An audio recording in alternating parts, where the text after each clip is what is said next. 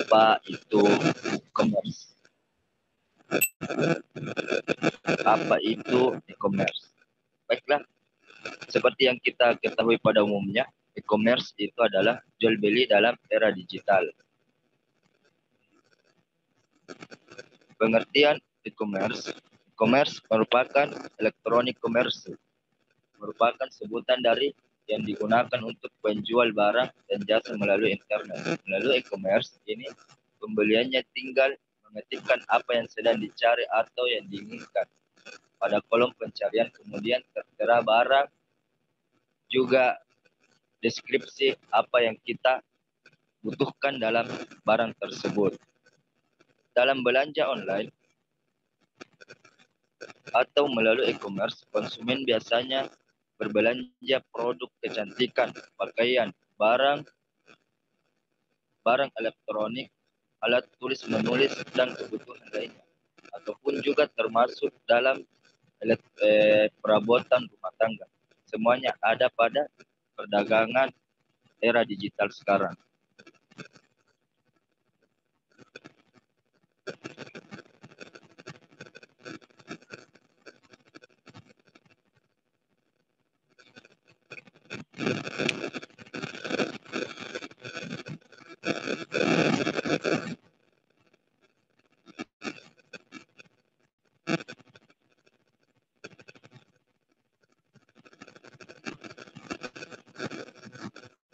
Maaf, kurang bagus di suara, tak.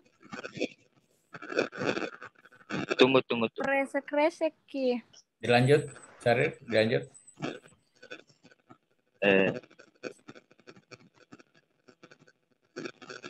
Bermasalah.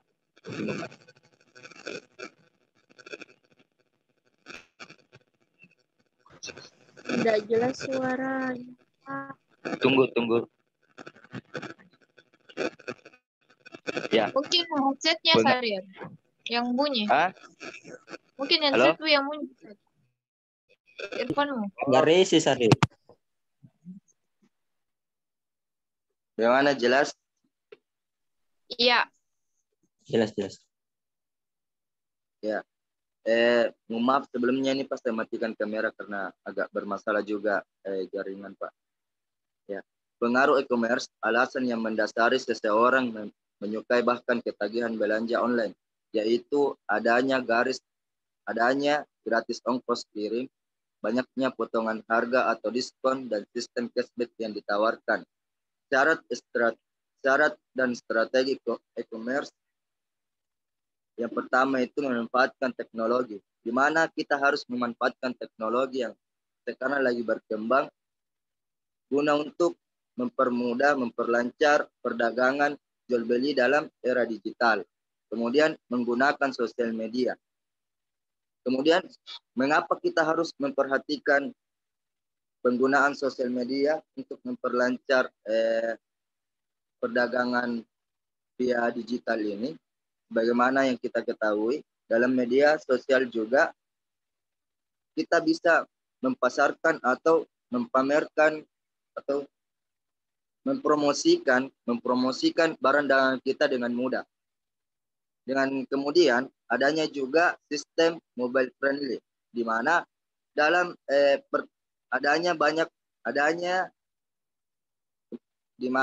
ada banyak teman dalam setiap sosial media kita itu yang aktif, itu lebih mudah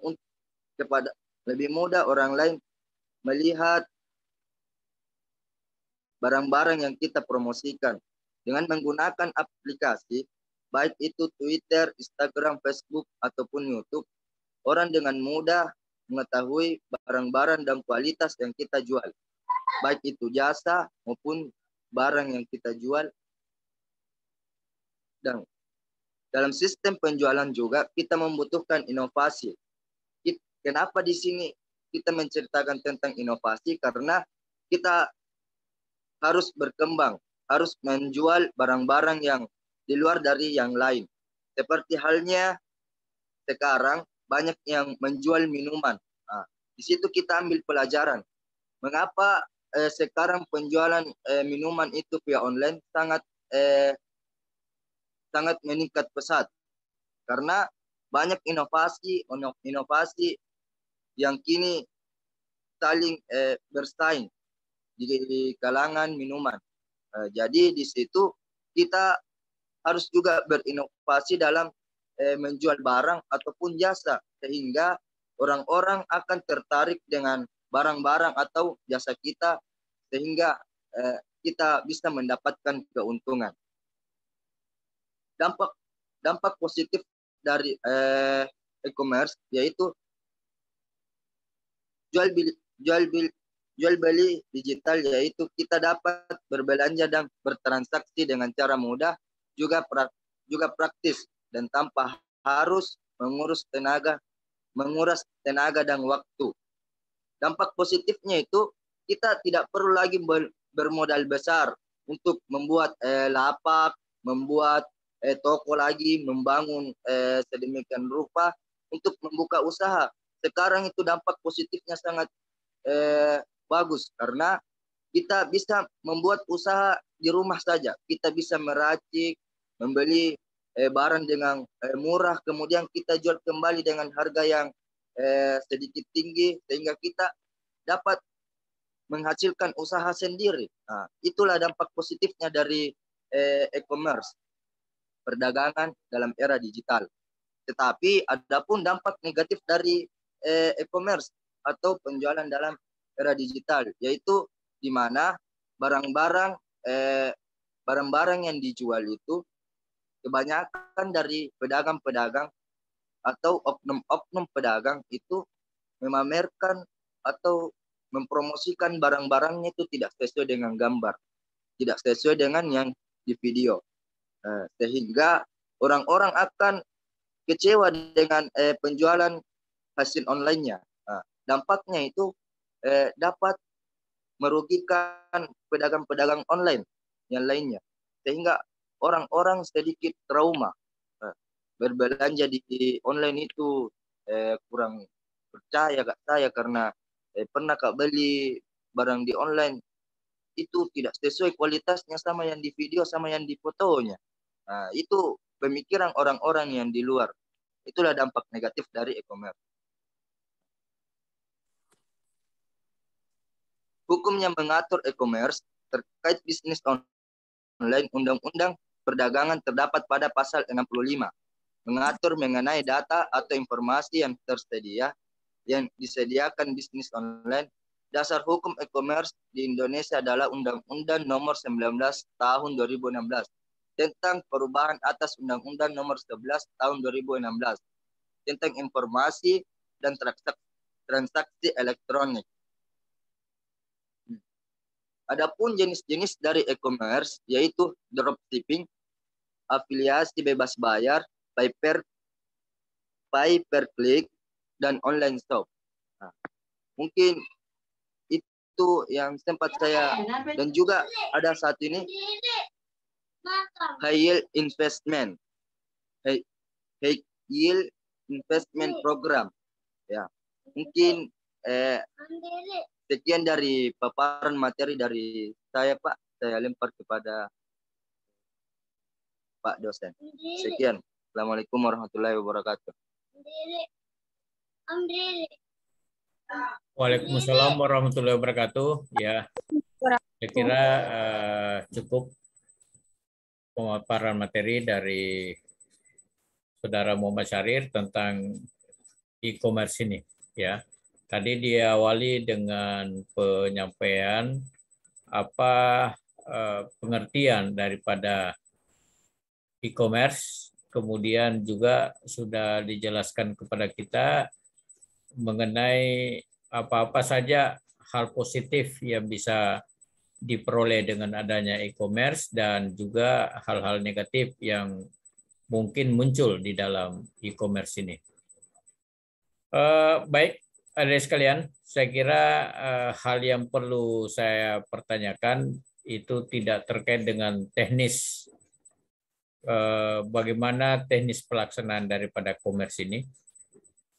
Saya ingin mendapatkan pandangan dari para peserta menurut pengamatan kita, menurut pengalaman kita. Ya.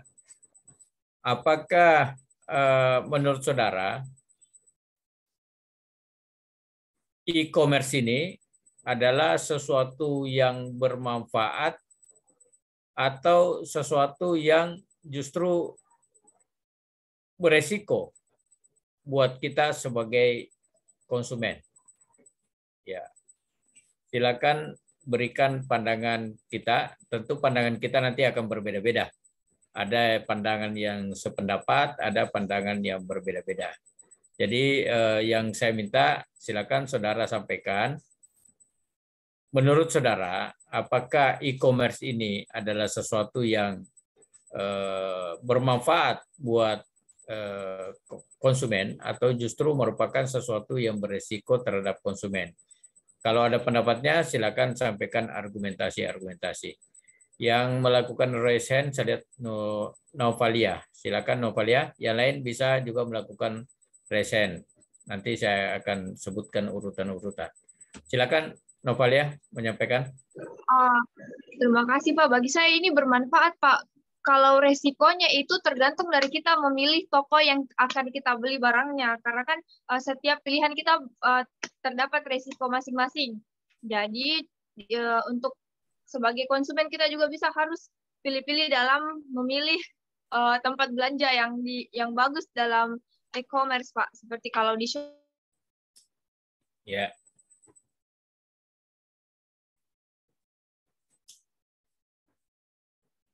Baik, jadi pada dasarnya Novalia melihat bahwa e-commerce ini adalah sesuatu yang bermanfaat.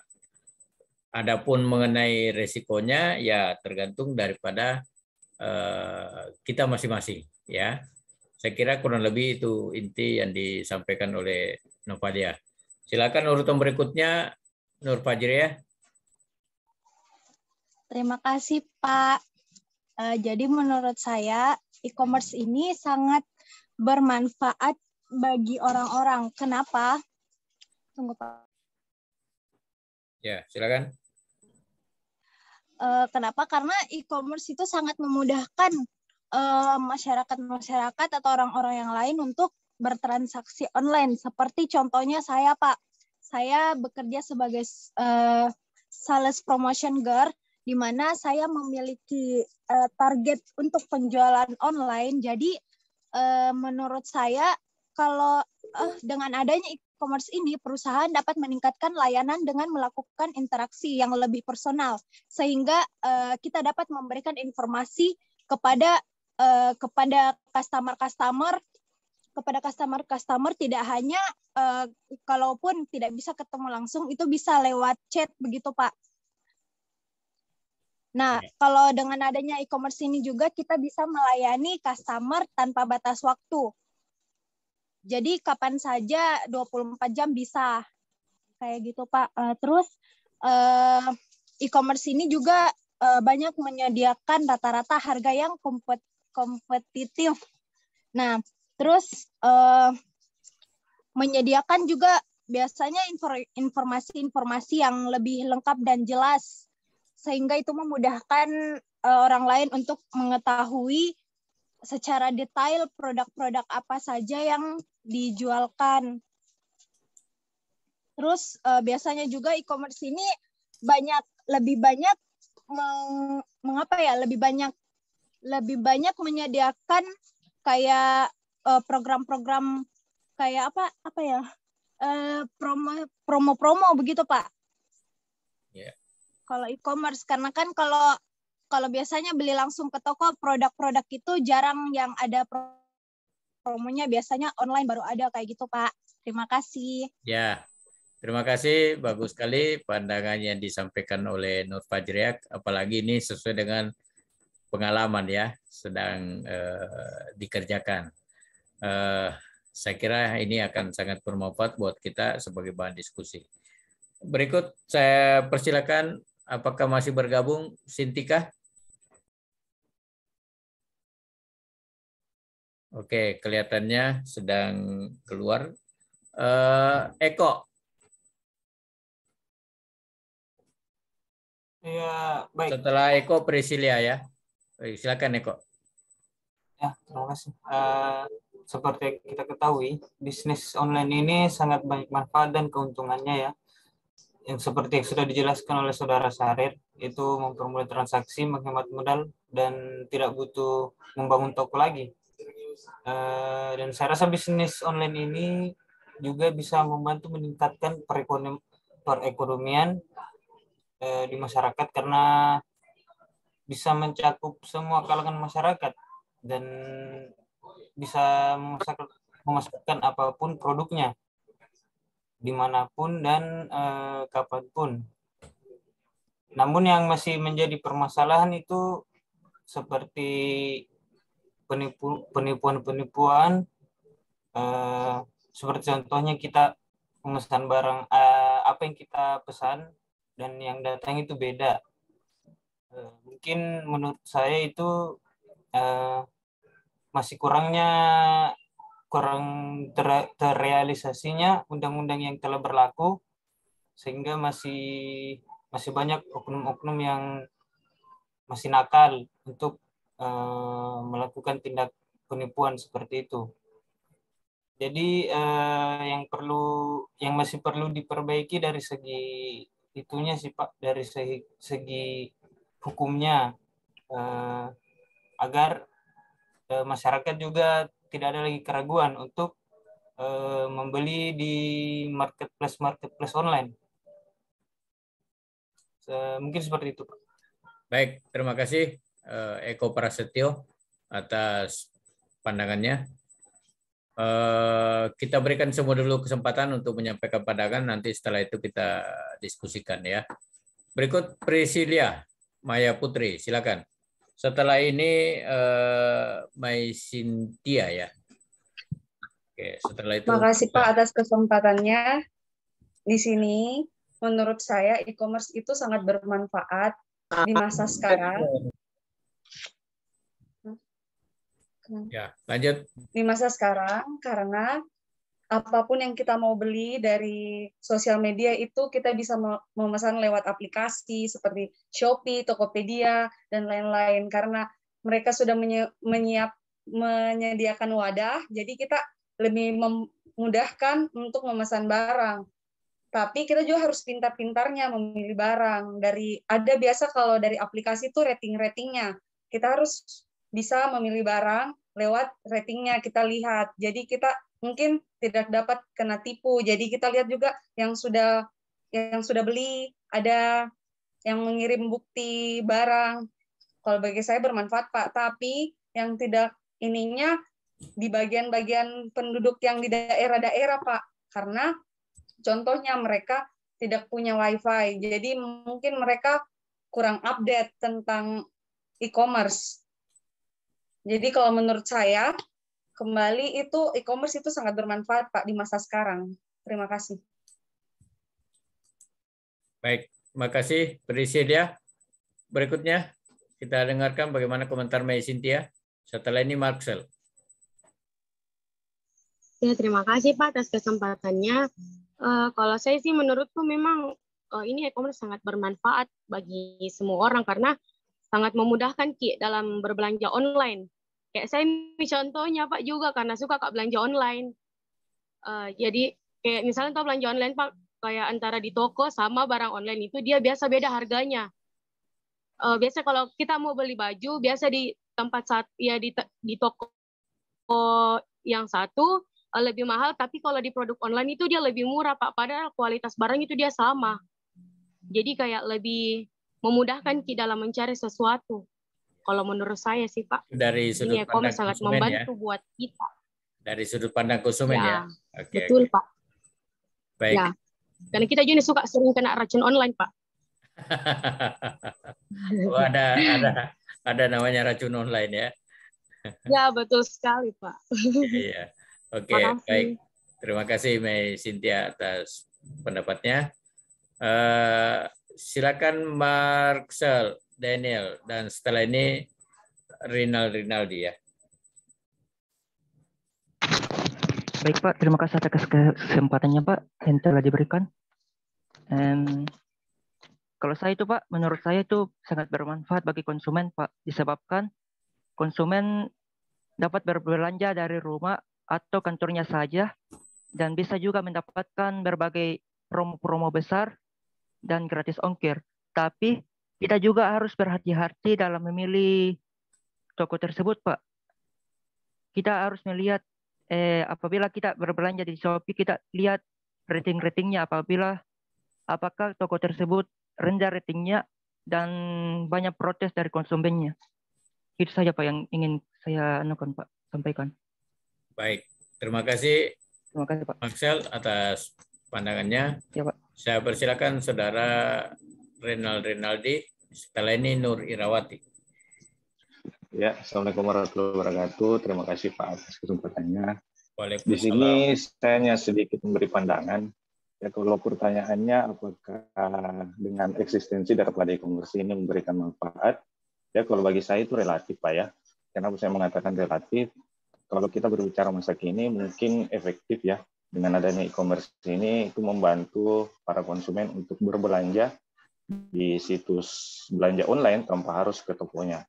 Kemudian manfaat yang kedua, mereka lebih mudah menjangkau variasi-variasi barang yang disediakan oleh pihak daripada startup tersebut atau perusahaan yang tergabung dalam e-commerce tersebut. Kemudian kapan saya mengatakan bahwa ini berisiko? Ya, seperti yang kita ketahui bahwa payung hukum daripada e-commerce ini masih belum jelas. Ya, seperti yang kita tahu juga bahwa hukum daripada e-commerce ini adalah hukum Undang-Undang ITE. Yang dimana saya pernah membaca artikel bahwa Undang-Undang ITE ini masih multitafsir, Pak. Artinya masih sementara dikaji lebih lanjut oleh pihak kepolisian. Kemudian dalam hal kenapa ini berisiko? Karena saya melihat Indonesia masih banyak ya orang-orang yang di luar sana yang yang berada di daerah terisolir yang masih gagap teknologi. Gagap teknologi artinya mereka masih awam terhadap sesuatu hal yang berhubungan dengan elektronik atau situs jual beli online. Jadi saya kira tergantung dari individunya sih ya. Kalau untuk masa sekarang ya, masa pandemi, saya mengatakan banyak kan pemerintah ya memaksa kita untuk beralih yang sebelumnya kegiatan operasional itu dilakukan secara konvensional, kini beralih ke digital.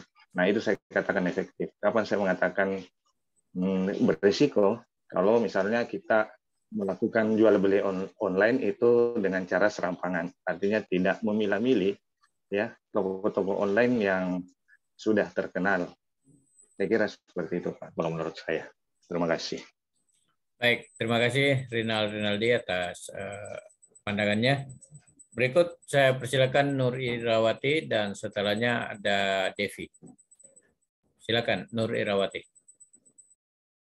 Baik, terima kasih atas kesempatannya Pak. Menurut saya e-commerce ini sangat bagus dan bermanfaat untuk orang-orang yang mungkin tidak mempunyai banyak waktu luang atau orang yang sibuk bekerja untuk membeli dan memperoleh barang-barang yang diinginkan. Tetapi ada juga risiko yang harus dipertimbangkan karena biasanya barang-barang yang didapatkan itu tidak sesuai dengan harapan konsumen, Pak. Baik, terima kasih atas kesempatannya, Pak. Baik, terima kasih pandangan dari Nur Irawati. Berikut saya persilakan Devi. Makasih Pak atas kesempatannya.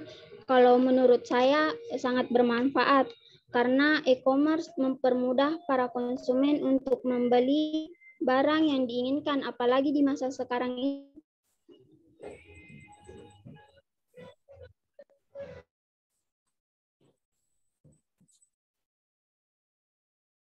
Ya. Bagaimana Devi? Sudah selesai? Sudah, Pak. Oh ya. Oke.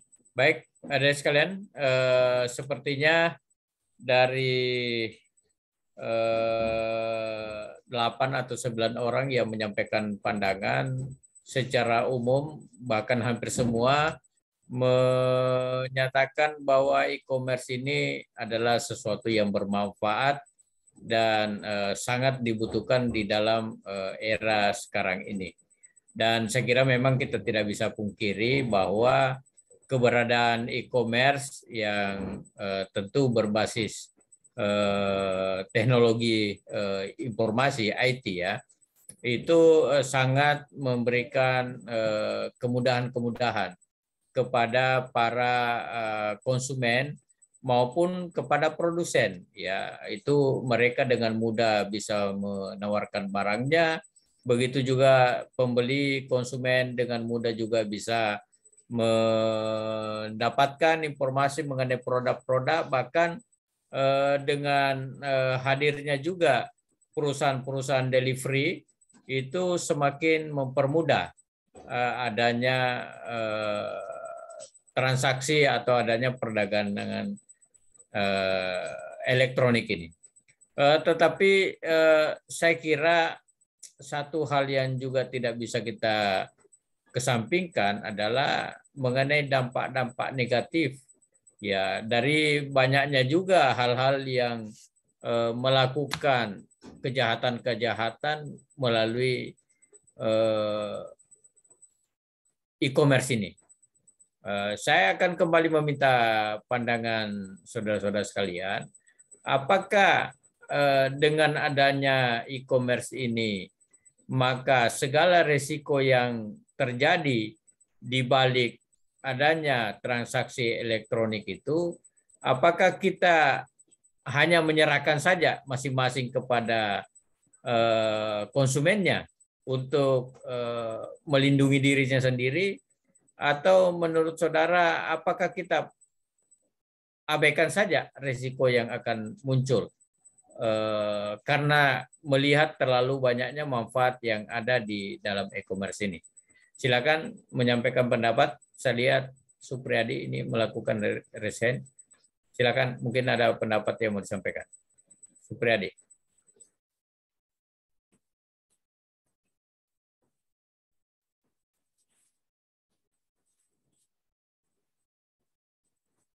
Supriyadi, lagi standby? Oh ya, sepertinya tidak di tempat ya. Oke, silakan kepada yang tadi memberikan tanggapan, mungkin bisa diberikan tanggapan balik mengenai resiko. Apakah resiko itu kita abaikan saja, atau resiko itu kita serahkan masing-masing kepada konsumennya untuk menghadapinya? Silakan yang mau memberikan tanggapan. Saya lihat Yuspina, setelah ini Sintika, dan kembali Novalia. Silakan.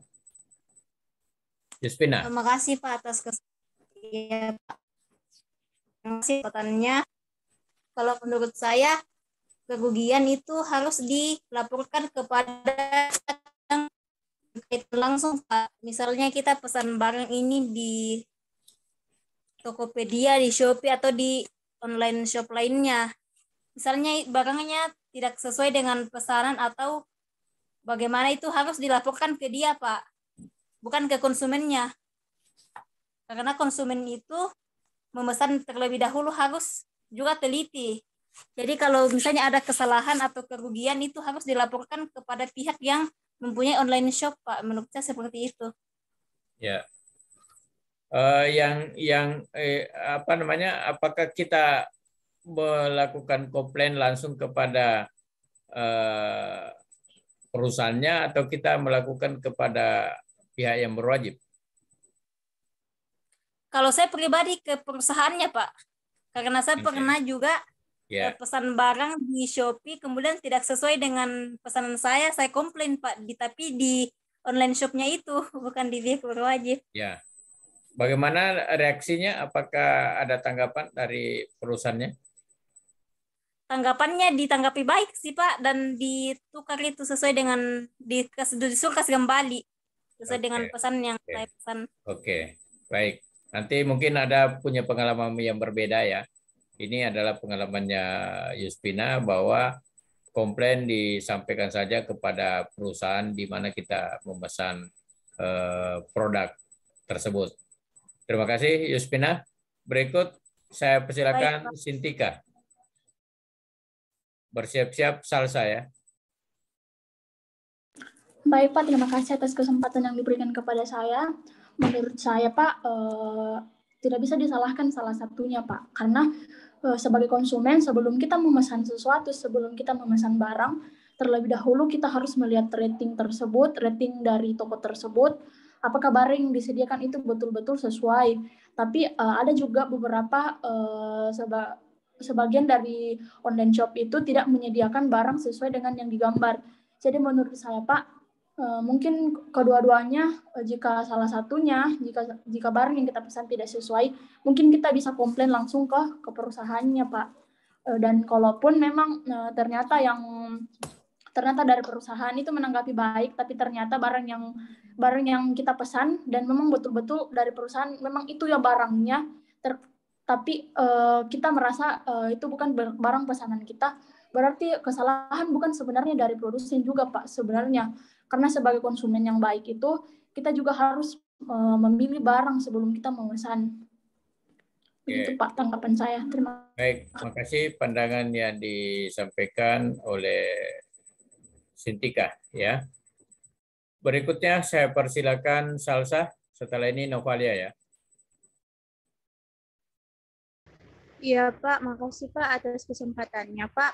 Kalau menurut saya Pak, di samping konsumen harus pintar-pintar dalam memilih barang yang ingin dia beli dan lapak yang ingin dia tempat memesan barang Pak, sebaiknya kayak misalnya Shopee Pak, kan dalam aplikasinya ada kolom komentar dan rating Pak.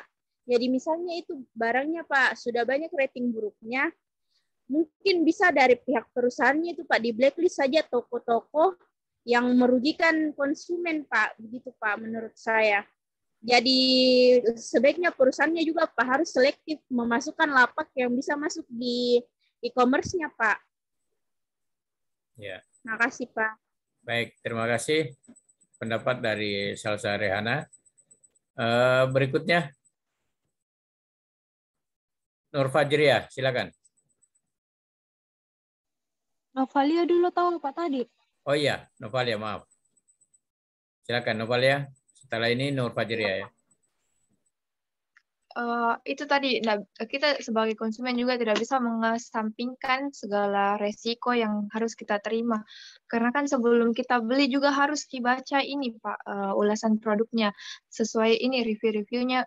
Selain review kan ada informasi yang dikasih dari produsen yang mencantumkan barang tersebut di e-commerce.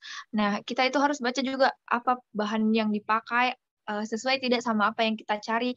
Kalau memang dia mau pastikan lagi kan bisa ada fitur chat dengan produsen, jadi seharusnya kita lebih tanya lebih detail soal produk yang akan kita beli sebelum kita menyesal sendiri dan harus bolak-balik untuk retur barang lagi Pak. Gitu. Terima kasih Pak. Dan sebagai produsen juga kita tidak bisa kasihkan ini Pak informasi yang palsu di ulasan produknya. Ya. Jadi produsen juga dibatasi untuk memberikan informasi yang jujur ya kepada konsumennya. Saya kira ini sejalan dengan materi-materi yang sudah kita bahas sebelumnya ya terkait dengan perlindungan konsumen. Karena memang aturan mengenai e-commerce ini sudah cukup diatur di dalam Undang-Undang Perlindungan Konsumen dan juga Undang-Undang tentang ITE ya. Informasi teknologi transaksi elektronik ya. Oke. Saya persilakan Nur Fajriah. Terima kasih lagi Pak atas kesempatannya.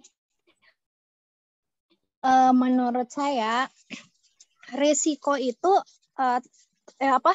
resiko itu bisa kita, saya sebagai yang menjual barang Pak, karena kan menurut pengalaman ini toh Pak, saya yang berjualan online. Terus saya pernah dapat customer, dia itu beli barangku Pak, tapi saya di online itu di online shopku Pak, saya sudah cantumkan misalnya body lotion ini, body lotion A itu yang 200 mili harganya 100.000 misalnya. Saya sudah cantumkan seperti itu. Dia itu pesannya yang dia sudah pesan yang 180 mili yang di bawahnya itu, terus harganya itu berbeda. Jadi maksudnya kayak bagaimana ya Pak? Customer itu kadang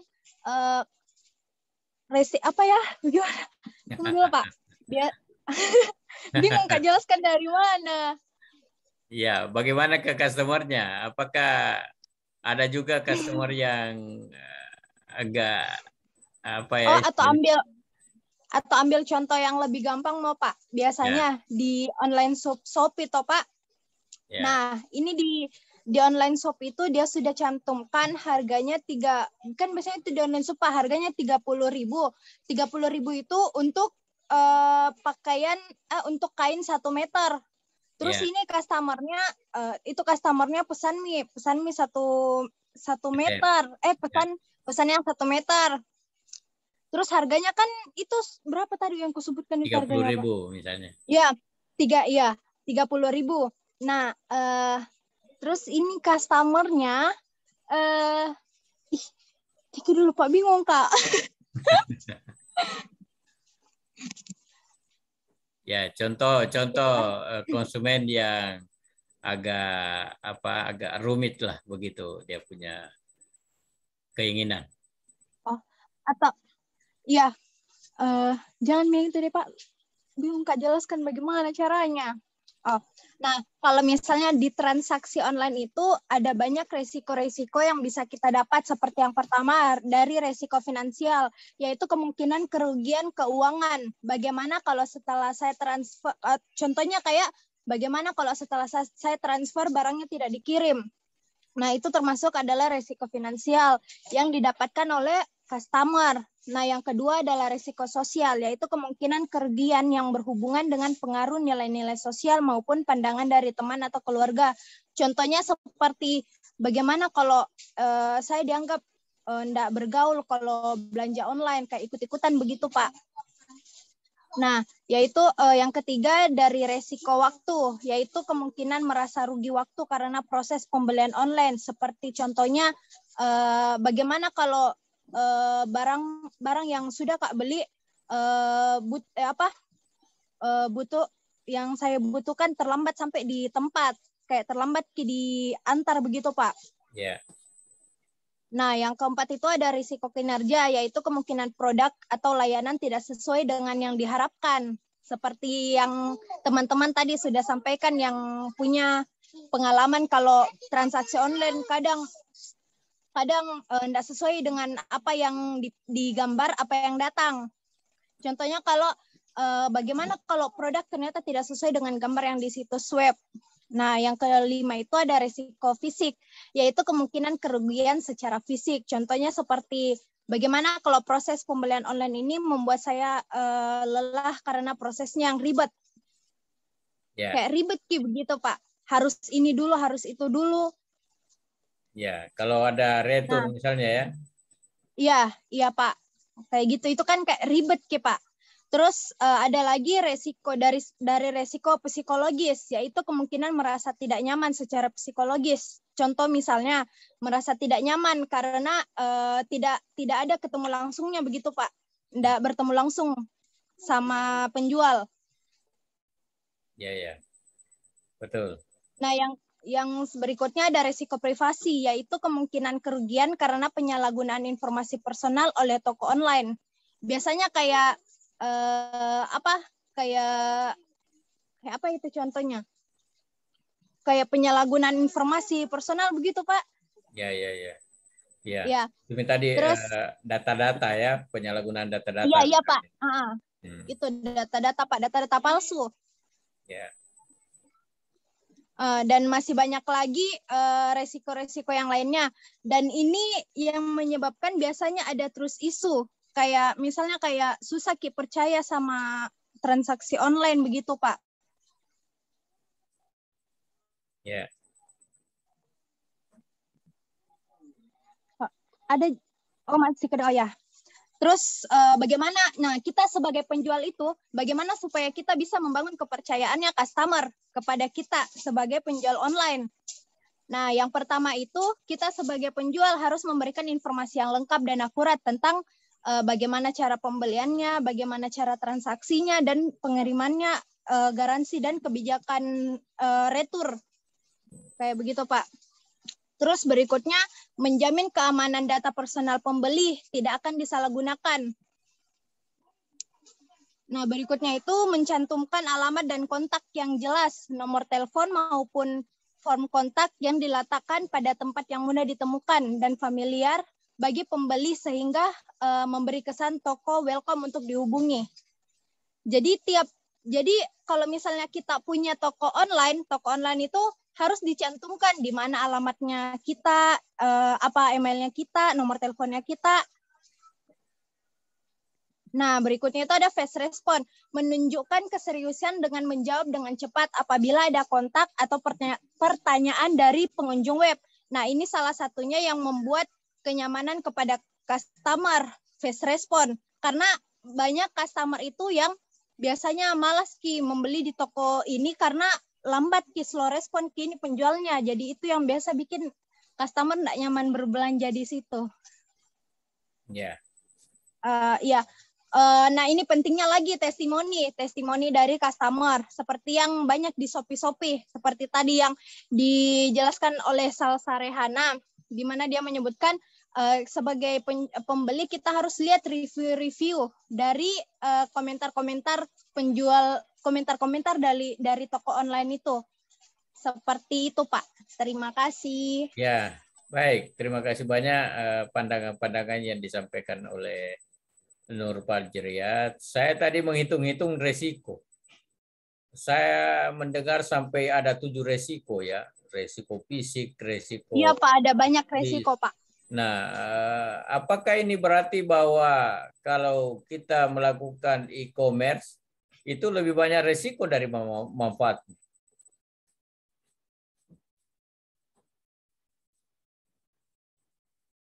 Resikonya ada 7, tapi manfaatnya tadi kalau tidak salah ada 3 atau 4 garis besarnya.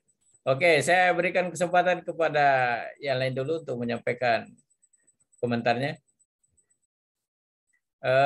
Iya, Eko. Ya, Pak.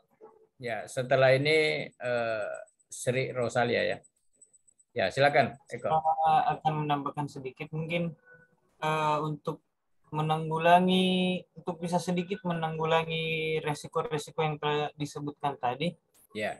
Mungkin bisa di registrasi awal untuk membuat toko online ini mungkin bisa diperumit lagi agar supaya oknum-oknum yang memang serius untuk membuat bisnis online ini saja yang bisa mendaftar, karena persyaratan dan registrasi awalnya itu diperumit. Dan bahkan bisa kita juga membuat lembaga-lembaga yang khusus untuk untuk mengurusi masalah perdagangan online ini, agar supaya mungkin pendaftarannya bisa lewat lembaga tersebut, agar data-data yang dikumpulkan bisa lebih valid dan ada tempat untuk para customer untuk mengadu dengan adanya lembaga-lembaga tersebut.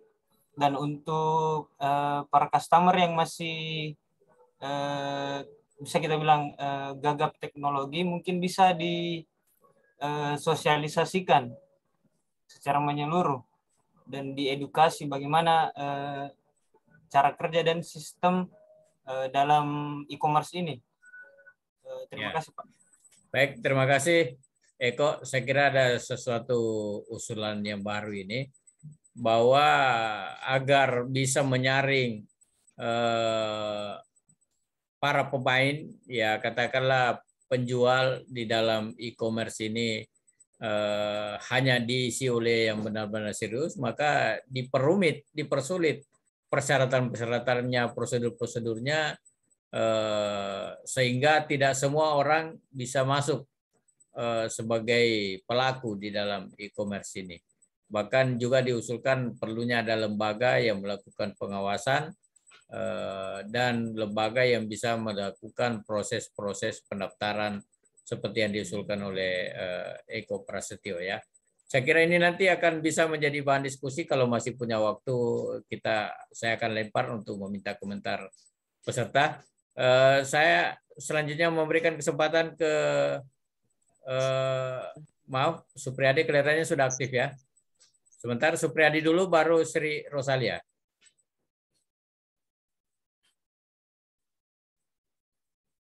Silakan, Supriyadi.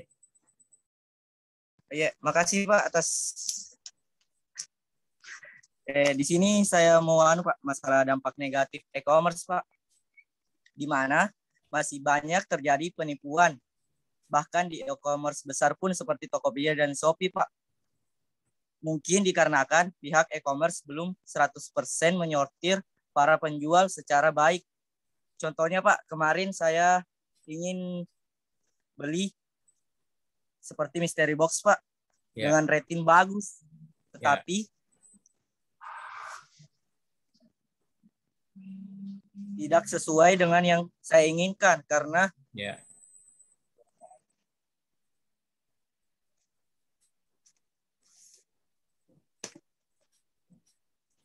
lanjut, karena penjual lanjut.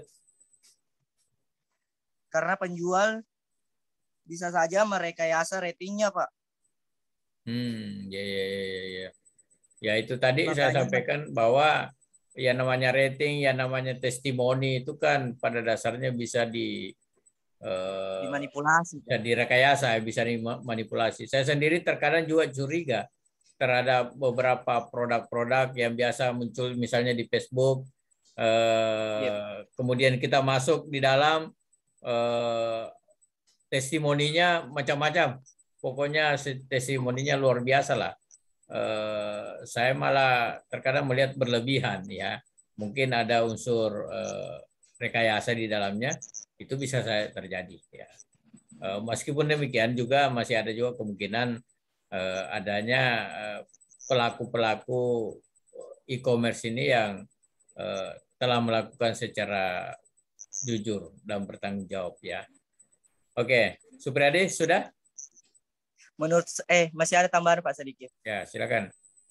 Menurut saya Pak, ini PR besar buat e-commerce untuk kedepannya Pak, untuk lebih meningkatkan penyortiran terhadap penjual-penjual yang ingin menjual di e-commerce tersebut, Pak. Ya. Sekian, Pak. Terima kasih. Baik, terima kasih Supriyadi atas pendapatnya. Silakan Sri Rosalia, dan kalau Renaldi juga mau berkomentar setelah ini. Silakan Sri. Ya, terima kasih atas waktunya, Pak. Sebagai konsumen, saya pernah menerima risiko dari suatu e-commerce. Contohnya dari e-commerce Shopee.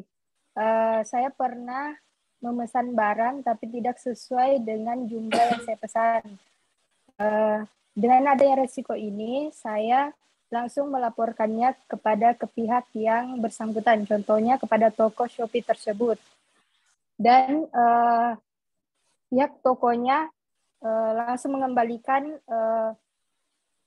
uang yang tidak sempat, uang yang karena barang saya tidak cukup dengan apa yang saya pesan. Kemudian juga pernah pihak toko tidak merespon sama sekali. Saya langsung melaporkannya ke pihak perusahaan langsung, yaitu ke Shopee-nya langsung. Dan pihak Shopee langsung memprosesnya. Kemudian tidak lama setelah itu uang saya kembali lagi. Terima kasih Pak, itu tanggapan saya terhadap risiko. Makasih. Jadi kembali secara utuh uangnya, Sri ya? Ya Pak. Waktunya dari sisi waktu, apakah lama atau tidak terlalu dari proses komplainnya, klaimnya? Kalau dari proses komplainnya Pak, kalau dari toko yang bersangkutan itu cepat secara langsung Pak, tidak sampai beberapa menit karena dia langsung merespon. Kemudian kalau kasus yang lain, pada saat suatu toko tidak merespon, saya langsung melaporkannya kepada pihak Shopee langsung. Pihak Shopee memproses tapi butuh waktu beberapa hari. Karena dia mungkin mendiskusikan dulu ya dengan pihak toko yang bersangkutan. Oke. Baik. Terima kasih. Sri Rosalia. Berikutnya Renaldi. Ya, terima kasih Pak. Di sini kan pembahasannya berkenaan tentang risiko. Jadi pentingnya yang sudah disampaikan oleh teman-teman tadi, pentingnya kita melihat ulasan-ulasan terkait dengan toko online tersebut. Jika banyak didominasi dengan komentar negatif, maka urungkanlah niatnya untuk membeli toko online tersebut. Kemudian di toko online e-commerce tersebut biasanya ada kontak person atau rules ya, aturan-aturan main yang telah diterapkan oleh toko online tersebut. Apabila Anda merasa tidak puas akan pelayanan mereka, cuman hanya saja ketika konsumen ya menganggap bahwa barang yang dia beli itu tidak sesuai dengan harapannya, nah kebijakan yang diterapkan oleh si toko online tersebut, misalnya untuk meretur barang itu untuk ongkirnya ditanggung oleh konsumen. Nah, faktanya saat ini konsumen itu tidak ada yang mau menerima seperti itu. Dia menganggap bahwa dirinya ditipu. Ya. Artinya kalau dia merasa dirinya ditipu, ya ongkirnya itu ditanggung oleh pembelinya. Padahal kan di situ sudah tertera jelas rules-nya bahwa ketika Anda ingin meretur barang, biaya ongkirnya itu ditanggung oleh konsumen.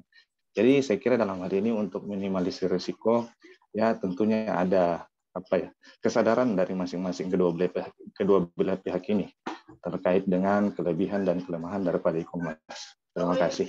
Ya, terima kasih. Berikut saya persilakan Nur Fajriah. Bersiap-siap nanti Muhammad Sarir ya, sebelum diskusi ini ditutup, saya berikan kesempatan kembali untuk menyampaikan komentar akhir. Silakan Nur Fajriah. Ya, terima kasih Pak. Seperti yang tadi Bapak bilang, setelah saya sudah jelaskan mengenai resiko-resiko dari e-commerce ini, Bapak katakan, oh ternyata lebih banyak resikonya ya dibandingkan manfaatnya. Nah, di sini saya mau menyatakan manfaat-manfaat apa saja yang kita bisa dapatkan sebagai manfaat bagi perusahaan dan manfaat bagi konsumen.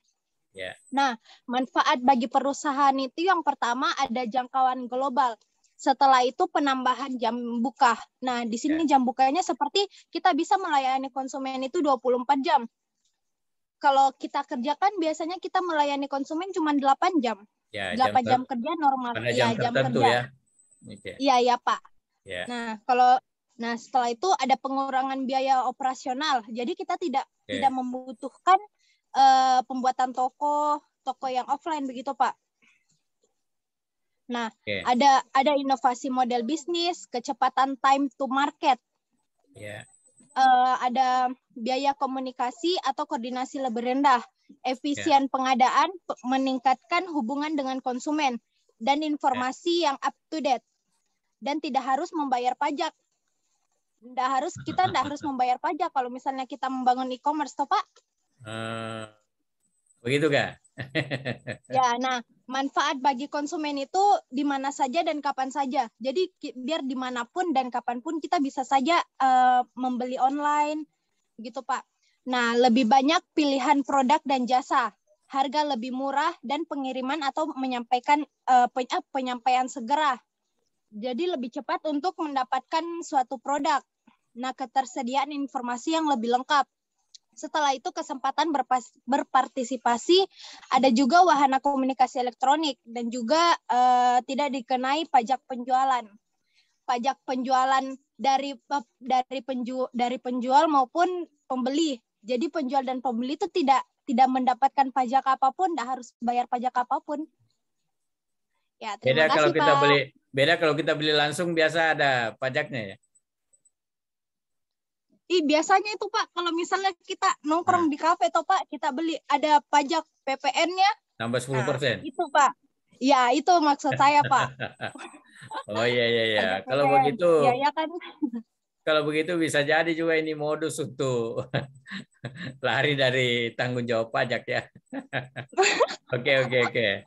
Baik, Nur Fajria. Iya, Saya Pak. sudah Terima kasih, Pak. menghitung-hitung ada 14 kelebihan ya. Sepertinya ini dipersiapkan untuk mengkonter tadi resiko yang 7 ya. Sekarang manfaatnya Iya, udah Pak. 14. Sekarang lebih banyak lagi manfaatnya daripada resikonya ya. Kelihatannya mutlak ini bahwa ini lebih bermanfaat daripada resikonya. Oke, Iya, Pak. saya kira itu jawaban yang disampaikan oleh Nur Fajria. Mohon maaf adik-adik sekalian, sebenarnya diskusi tentang ini masih cukup alot ya. Kita masih banyak pandangan-pandangan yang bisa kita sampaikan, tetapi waktu terbatas ya. Kita tinggal punya waktu kurang lebih 5 menit ke depan. Saya kira tidak saya perpanjang lagi masalah pembahasan mengenai resiko dan manfaat. Terakhir mungkin kita bisa berbagi tips saja ya, kalau sekiranya ada dari para peserta diskusi yang punya tips, punya cara, punya strategi untuk menghindari atau menghindarkan konsumen maupun produsen dari adanya risiko-risiko yang muncul dari penyalahgunaan teknologi di dalam e-commerce ini. Silakan mungkin bisa kita inventarisir apa tips-tips, saran-saran yang saudara bisa usulkan buat semua peserta.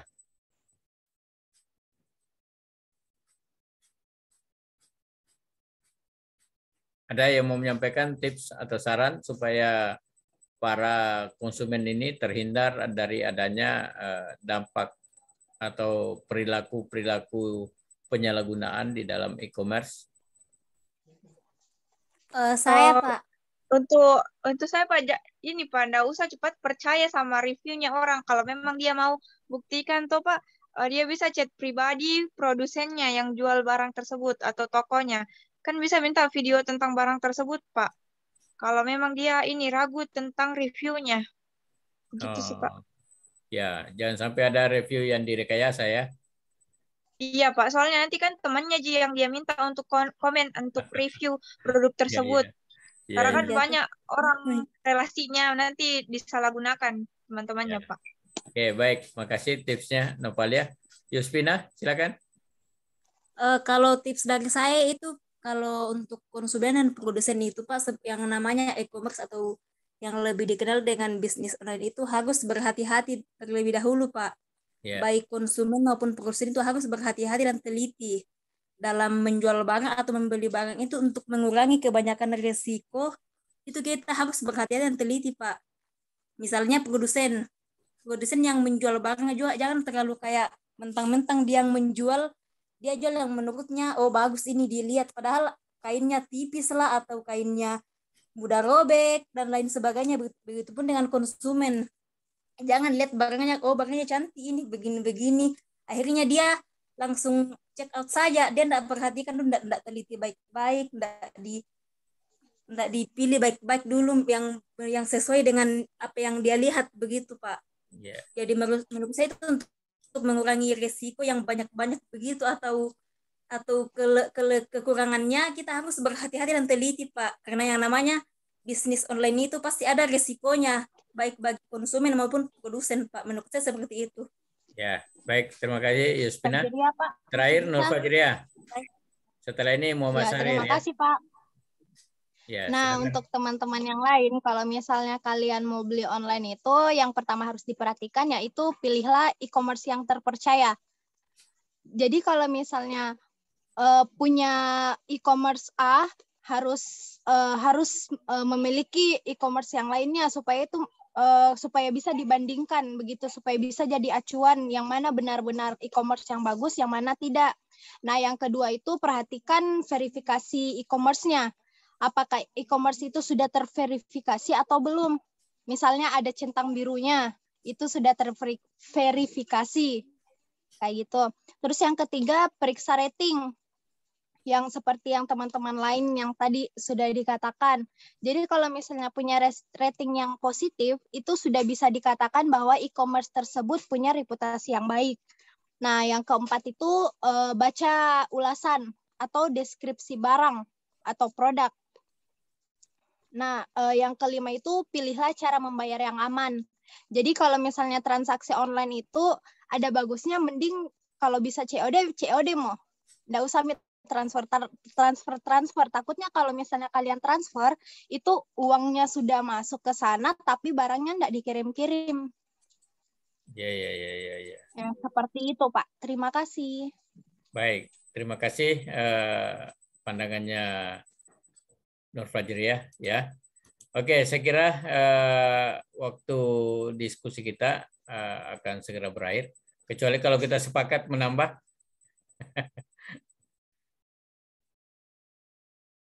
Ya, kelihatannya ada pemain baru ini, ya peserta baru yang mau komentar. Silakan, saya persilakan dulu Nova Elisa sebelum Sarir menutup komentarnya. Silakan Nova.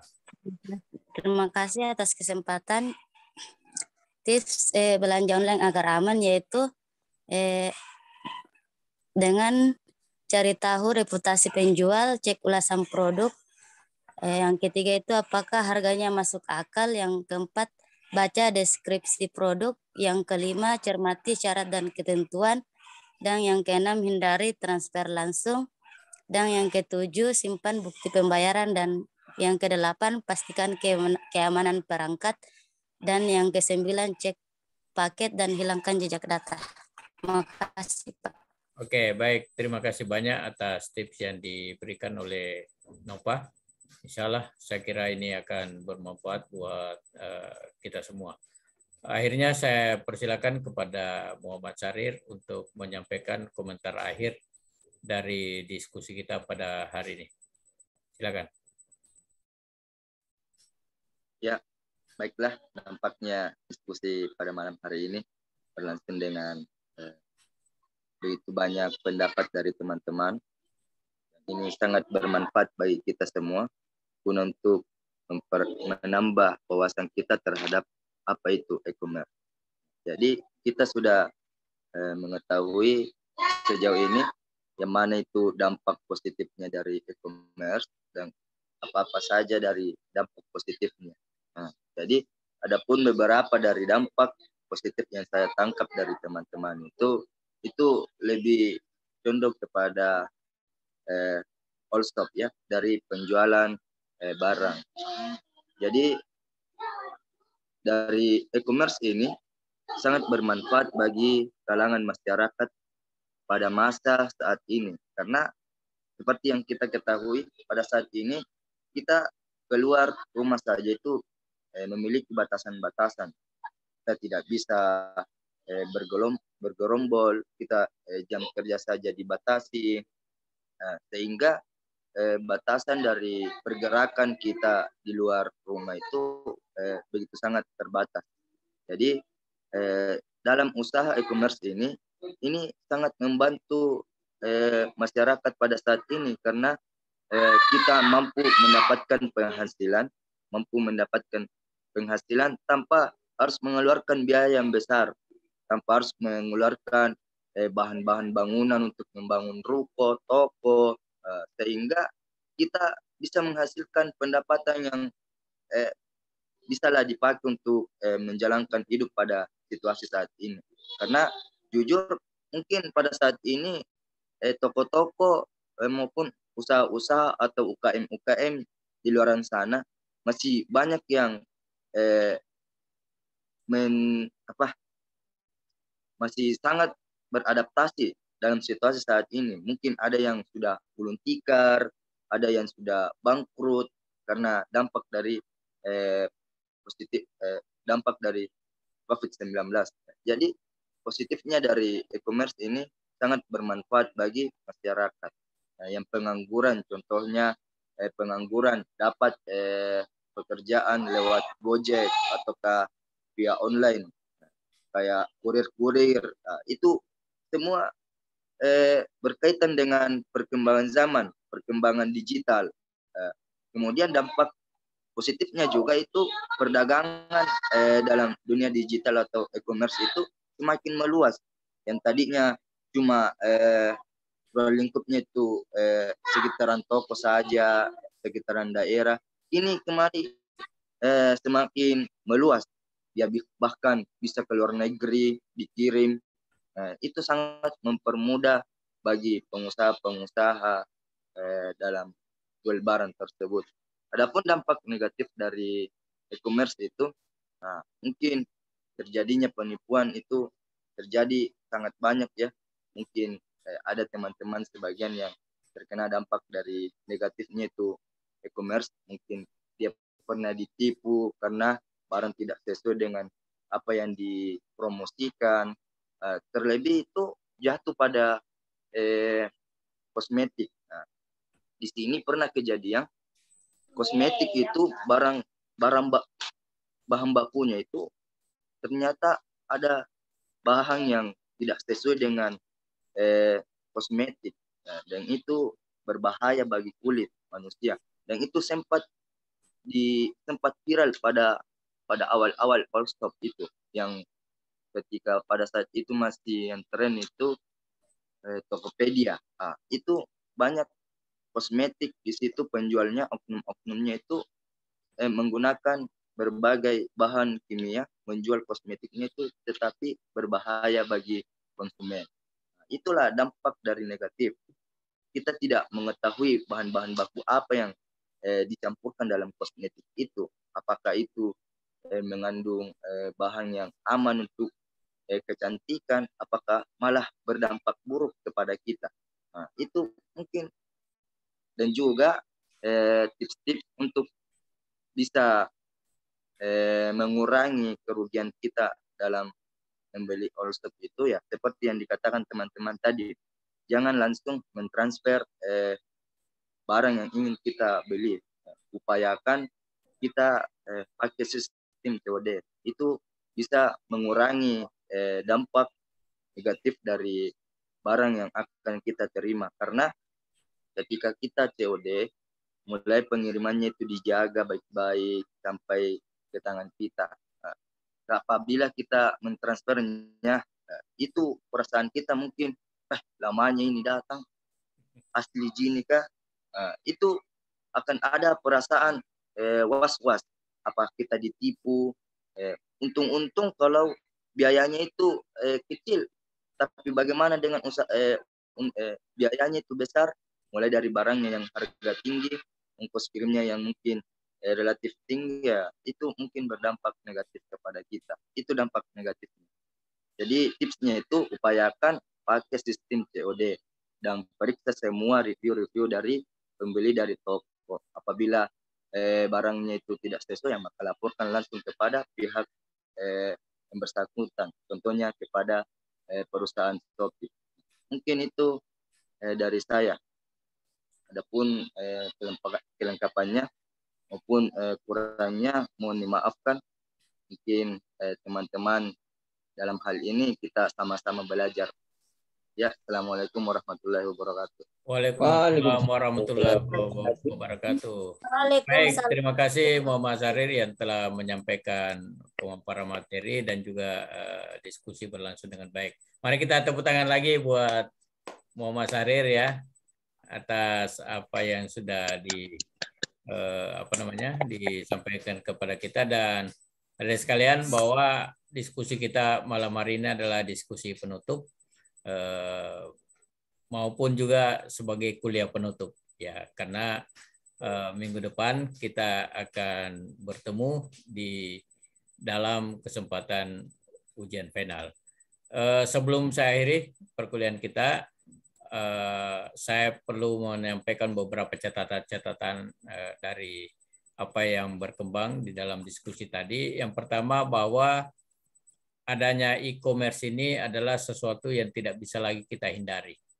Ya, ini adalah konsekuensi daripada perkembangan teknologi yang demikian pesatnya, sehingga yang namanya perdagangan tidak lagi dilakukan secara konvensional, di mana bertemunya antara penjual dan pembeli, tetapi sekarang ini sudah bisa dilakukan secara online. Meskipun kita berada dalam satu lokasi berdekatan sekalipun, tapi semuanya bisa dilakukan tanpa bertemu dengan penjual, dengan pembeli. Ya, dan adapun manfaatnya dan risikonya itu masing-masing ada, ya. Dan saya kira kita tidak bisa mengukur berapa banyak manfaatnya dan berapa banyak risikonya. Saya kira itu masing-masing akan menghadapi risiko dan manfaat yang berbeda-beda. Dan ada beberapa tahapan yang mungkin rawan untuk mendapat perhatian-perhatian di dalam adanya kemungkinan terjadi risiko. Yang pertama pada saat promosi atau pada saat sosialisasi sebuah produk kepada konsumennya. Di situ rawan baik adanya penipuan-penipuan yang di mana iklannya tidak sesuai dengan keadaan barang sebenarnya. Dan tahap berikutnya itu pada tahap pemesanan. Ya, pemesanan ini juga ada kemungkinan terjadi pemesanan yang beresiko, baik itu yang memesan itu beresiko konsumennya maupun juga produsennya, apabila ada konsumen yang memesan tetapi sekedar main-main saja atau sekedar memanfaatkan saja teknologi yang ada. Ada juga kemungkinan risiko pada tahap kontrak, ya, kalau sekiranya itu jual beli dilakukan secara resmi dalam jumlah produk yang banyak, ya. Kalau produknya 1, 2 atau hanya beberapa biji mungkin tidak perlu ada kontrak, ya. Tetapi kalau dalam jumlah yang besar itu tentu membutuhkan kontrak, dan ketika itu juga ada kemungkinan terjadi resiko pada tahapan itu. Kemudian berikutnya adalah pada tahap pengantaran, delivery. Ya, ini juga ada beberapa resiko yang bisa muncul di situ. Dan yang terakhir adalah pada saat pembayaran. Ya, setelah pengantaran, pada saat pembayaran, baik itu resikonya ada di pihak pembeli apabila kita melakukan pembayaran transfer duluan, ya seperti tadi disampaikan, kita kalau kita membayar duluan baru beberapa hari rasanya sudah lama sekali, ya, karena selalu dibayang-bayangi dengan adanya risiko. Tetapi kalau kita COD, cuek saja, mau datang atau tidak ini barang, ya toh saya juga belum melakukan pembayaran apa-apa. Ya, jadi saya kira itu ada risiko pada saat pembayaran. Dan yang terakhir adalah pasca terjadinya transaksi, tentu ada masih ada risiko-risiko yang muncul, apakah terjadi retur misalnya ketika pemesanan kita ternyata tidak sesuai dengan apa yang kita harapkan. Begitu pula juga ketika ada konsumen yang melakukan kecurangan-kecurangan terhadap produsennya. Saya kira apa yang tersaji itu tidak kita tidak akan memilih salah satunya yang mana yang terbaik, ya, apakah konvensional atau kita memilih yang terbaik adalah online, tetapi semuanya tersaji sekaligus dengan kelebihan dan kekurangan masing-masing. Sekarang tergantung daripada para konsumen untuk melindungi diri sendiri, dan juga pemerintah juga telah menyiapkan perangkat-perangkat regulasi untuk melindungi kepentingan konsumen. Saya kira demikian kita diskusi kita pada malam hari ini. Mohon maaf sudah terlalu jauh dari waktu yang seharusnya kita sudah berakhir, tapi karena ini malam terakhir, ya tidak apa-apa, barangkali kita memperpanjang sedikit waktu kita, dan memang diskusi kita masih sedang berlangsung secara alot. Saya kira tidak semua hal bisa kita jawab melalui diskusi ini dan tidak semua kita bahas, tapi diskusi kali ini seperti biasa untuk kelas MA1 itu saya selalu rekam, mulai dari diskusi pertama sampai terakhir pada malam hari ini.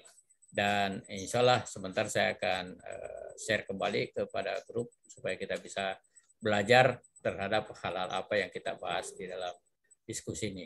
Saya selaku dosen pengampu hukum bisnis menyampaikan terima kasih banyak atas segala perhatian, kerjasama, partisipasi adik-adik sekalian dari kelas MA1 selama saya membawakan mata kuliah ini. Dan sekaligus saya juga menyampaikan permohonan maaf kalau sekiranya selama dalam satu semester ini kita bersama ada hal-hal yang kurang, ada hal yang salah yang saya lakukan. Saya menyampaikan permohonan maaf yang sebesar-besarnya. Ya, harapan saya mudah-mudahan di lain kesempatan kita bisa bertemu kembali, dan saya menyampaikan rasa senang saya bisa bertemu dan bisa belajar bersama dengan adik-adik sekalian di dalam mata kuliah ini. Ya, saya kira demikian. Untuk absennya saya lakukan dengan cara melakukan screenshot, ya. Saya sudah lakukan tadi, sebentar saya akan share ke grup. Sampai ketemu lagi. Assalamualaikum warahmatullahi wabarakatuh dan selamat malam. Terima kasih Pak. Waalaikumsalam warahmatullahi wabarakatuh. Terima kasih Pak. Dadah.